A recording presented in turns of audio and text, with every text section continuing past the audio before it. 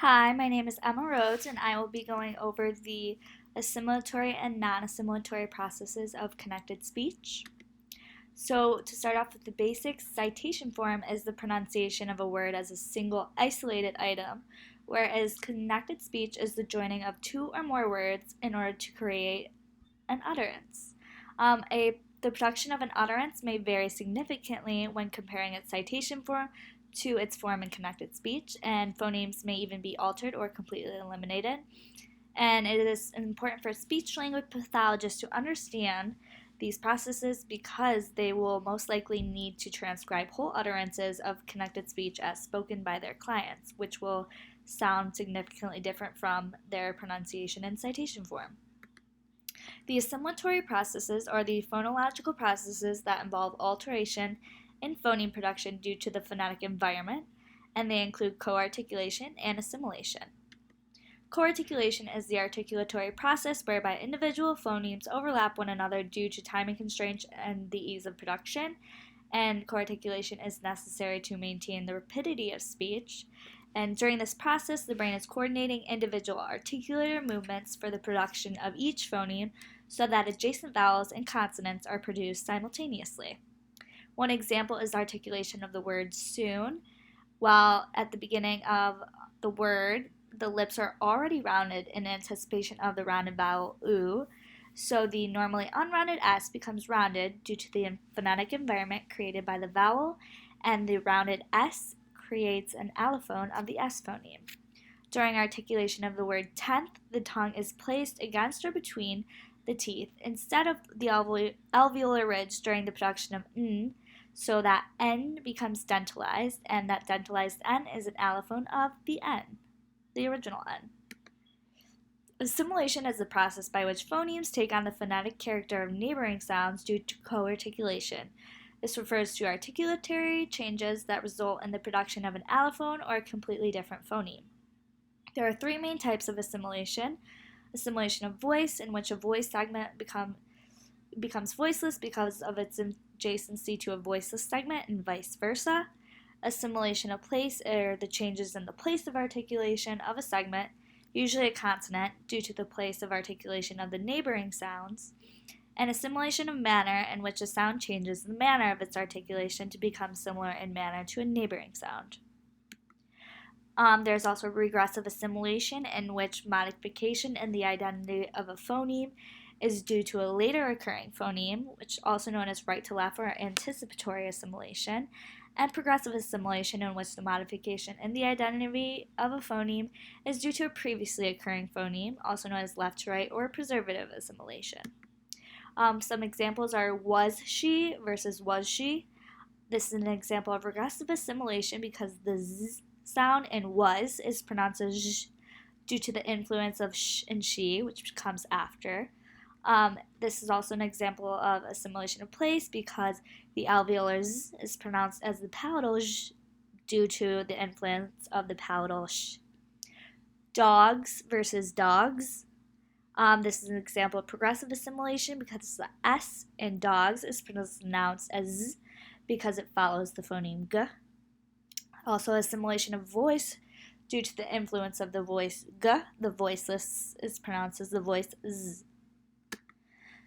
The difference between co-articulation and assimilation, while there has been some debate, recent studies have found that these processes are very closely intertwined, and that specifically co-articulation refers to the changes of the mechanical movements of the articulators during connected speech, whereas assimilation refers to the changes in the identities of phonemes as a result.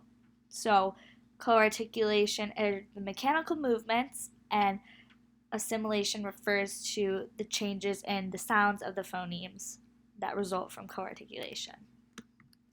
Non-assimilatory processes are processes other than co-articulation and assimilation that change the shape of words during connected speech when compared to the pronunciation and isolation, and include elision, epenthesis, metathesis, and vowel reduction. Elision is the omission of a phoneme from a word as a result of a historical change or from co-articulation associated with connected speech.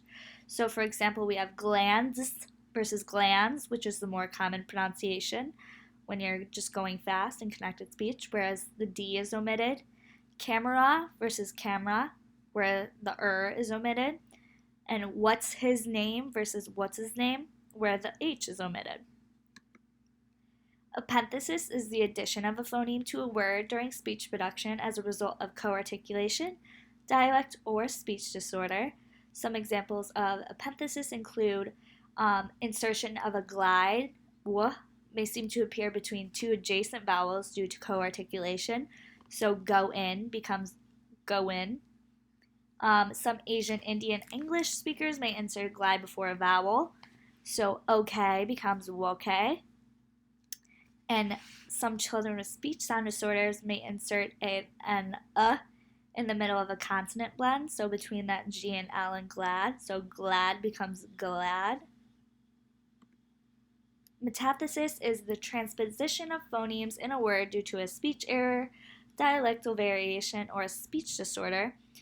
Basically, this is just when some phonemes in the word get switched around. So, for example, animal could become aminal, and cinnamon could become simonin. Vowel reduction is the articulatory process associated with connected speech whereby the full form of the vowel is produced with less weight due to a more central production in the oral cavity, often similar to a mid-central vowel. So some examples of this would be decide versus decide. So the is reduced to Articulation of the vowel is shifted from high front to mid-central And did you eat yet becomes did you eat yet, and this is just a more casual pronunciation of the initial citation form of did you eat yet, and you can see that the number of vowels in the transcription is reduced. So in conclusion, it is very important for speech-language pathologists to be aware of both assimilatory and non-assimilatory processes in order to accurately transcribe the unique characteristics of the connected speech of their clients and provide them with the most accurate diagnosis and best possible therapy practices if necessary. So some review questions. Determine whether the transcription of the following phrase is a result of regressive or progressive assimilation. So tin cup becomes tin cup. Elision, transcribe the word counter after omitting the phoneme t. And indicate whether the transcription of the following word is a result of elision or epenthesis. Then indicate the phoneme involved. So choose is transcribed as choose. So the answers would be, the first is regressive assimilation because the N alveolar pronunciation is replaced by the N velar pronunciation due to the presence of the K velar phoneme that comes after it. Counter with the phoneme t elided is counter. And the last one is epenthesis because the I's inserted before U, which is often seen in the dialect of the southern United States. These are my references, and thank you very much.